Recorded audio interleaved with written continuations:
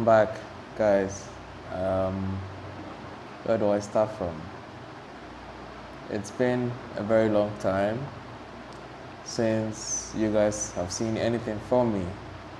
Um, I remember watching and editing a lot of videos, basically showcasing bikes and other people riding the bikes and doing a compilation with other people's content. It was fun at the time. That was, I think, 2020. It was good because I was expressing my passion for motorcycles. Fast forward a lot of years, I've been away from motorcycle YouTube.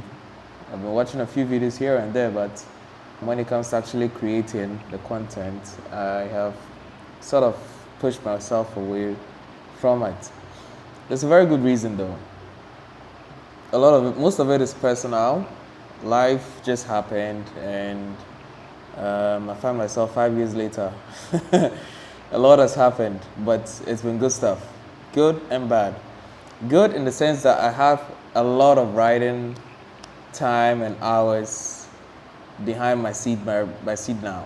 Like, I spend most of that time on the roads, riding here and there, lots of adventures with friends, new places explored, and it was really good, like lots of good riding memories.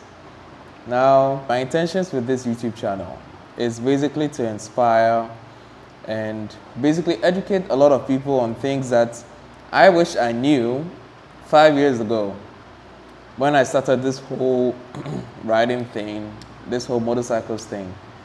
It's fun, yes, absolutely, I would give you that. But it can be very dangerous at the same time, and you have to be very safe about it. There is no dodging that. Yeah, you have to put that out. I have to put that out.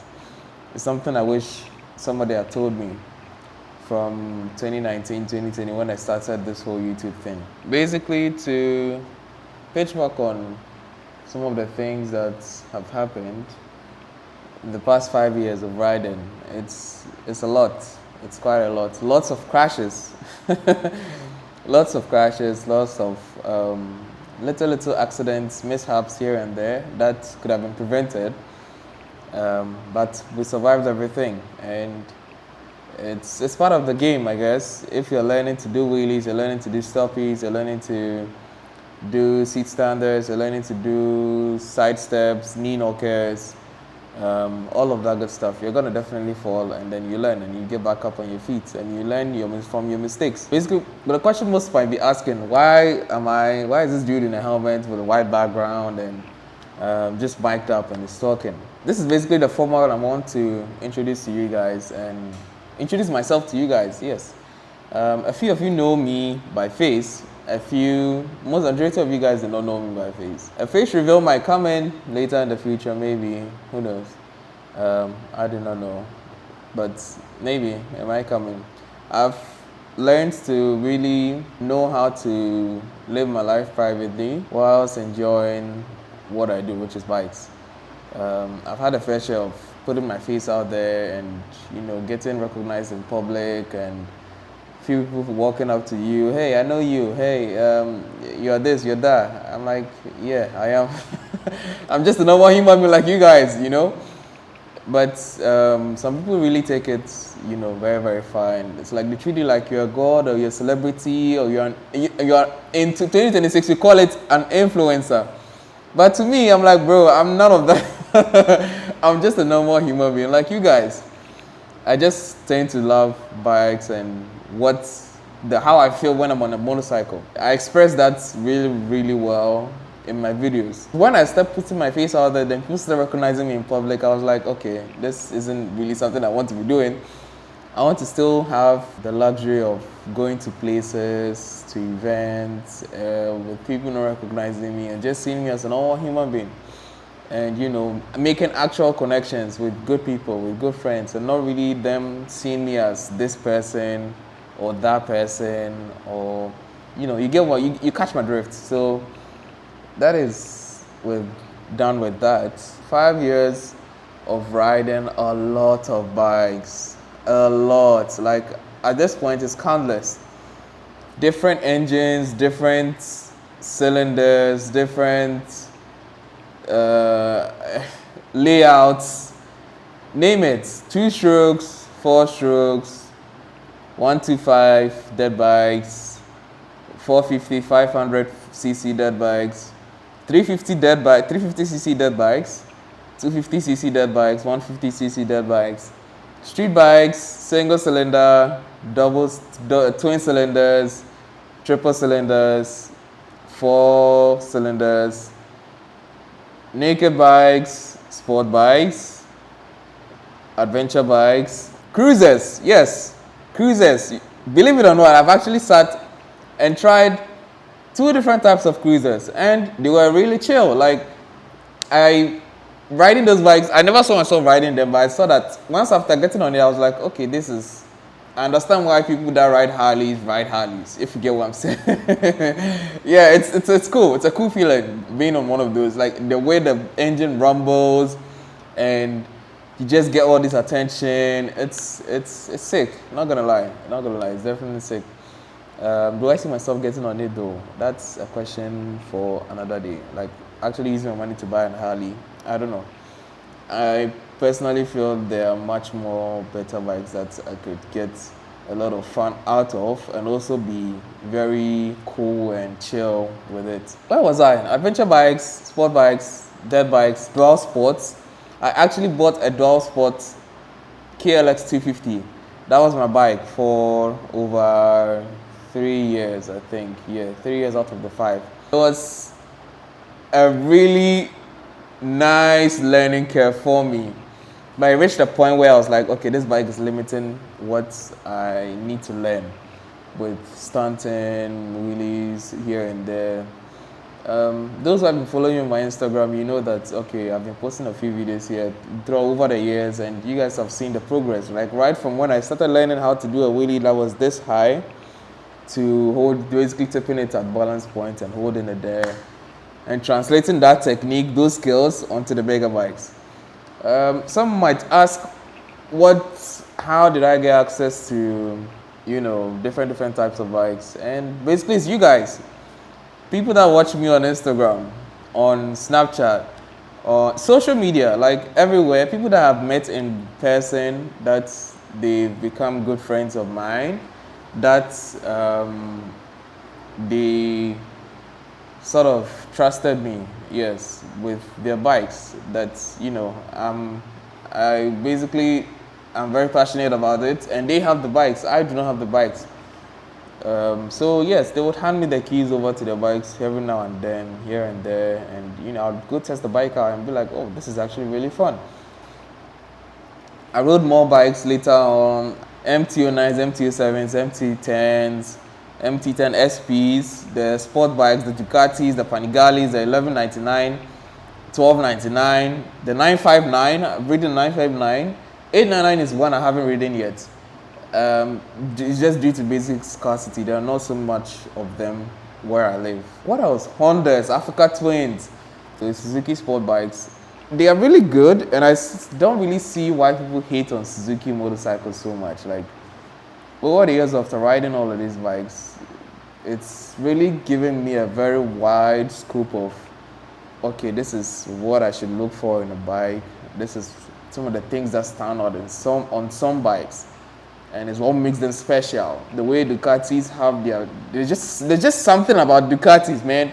Like, I feel like I'm bringing the Italian out of me, but yes, they are very hot bikes and they look good, but there's just something about them. There's just something. It's indescribable. You have to ride a bike before you can actually understand it. Same thing with KTMs. Very raw, very rowdy, very aggressive. The bike is just, let's go, I'm ready to race. Hence their slogan, ready to race. Only the new ones that I haven't really gotten a chance to test out yet. The new ones with the bug-eyed look, the 990s and then the 1390. 1290, the older versions I've ridden those. Very aggressive bike. I'm really excited about the 890 and the 990. Even though the 890 has been discontinued, but the 990, absolutely. When the chance comes, I will definitely hop on it and see what it's all about. But apart from that, different sorts of bikes. And I'm just saying all of this just to give you guys an idea of the type of bikes I've ridden in the past 5 years. And when I say I've ridden a lot, I actually mean like a lot. So based on these experiences with these type of bikes, I feel like the best thing I can do is to give back to the community.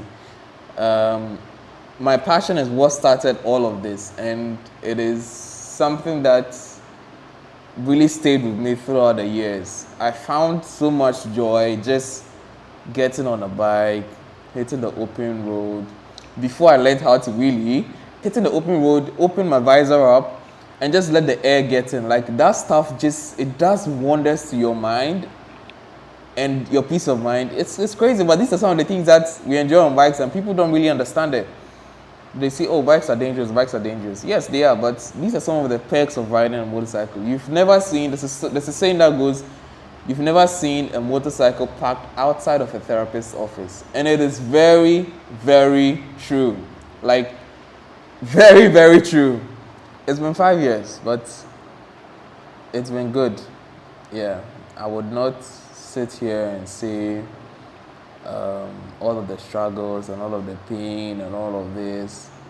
It's those are stuff you go through normally in life. You get me? Life is very unpredictable. You have to always be thankful and grateful for whatever it is you have, wherever it is you find yourself, the things you can do so casually, the things that seem normal to you. All of these things make you feel so grateful for your existence as a human being. I basically said I would get back into YouTube just to inspire most of you and to guide you especially.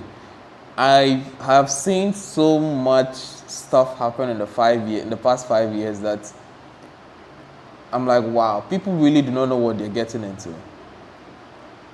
And people always come to ask me, yo, Moto dude, should I get a Husqvarna 701 over a Ducati Hypermotor? That was the most recent question I got asked on Snapchat. But I was asking me like, he's actually going to make the purchase. I'm like, bro, what type of riding do you actually do? How often do you move the bike? Would you move the bike if you got it? He answered these questions, and I sort of told him, okay, if this is what you're going to do with the bike, get this. Do not go the other way. Otherwise, you would hit that bike. I find so many people in such situations, they don't know what to pick. There's so many options in the biking community. The new bikes are rolling out. The motorcycle industry is just flooded with different options. So many options nowadays. And finding the one that best suits you might be hard. You get me? With beginner bikes to second bikes. Because if you start from the very beginning, you watch a few YouTube videos, how to do this, how to do that.